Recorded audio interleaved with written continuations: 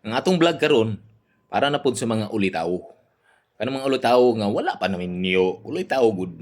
So atot silang tagaan pug mga maayo nga mga tips para mahimo pong malipayon o successful ang ilahang pagminyo pohon kung magminyo sila. So sa mga ulitaw ni, pamina mo dia. Kini ang inyong dapat pangitaon sa usa ka mga dalaga nga inyong minyuan pohon, no?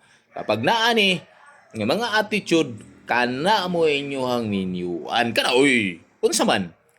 Unsa ang inyong pilion nga mga babae nga inyong minyuan kanang murag kabaw. Di ba? Murag kabaw ang kinaya.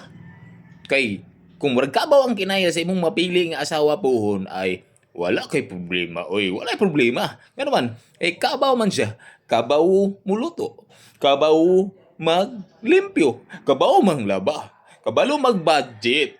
Kabaw tanan. Oy, tanan kabaw. So, unsa pa inyong pangitaon? Kanang babae nga murag kabaw. Kabaw sa tanan. Di ba? So, unsa pa ang gihulat di mga ulitaw? Pagminyo dayon og kanang murag kabaw.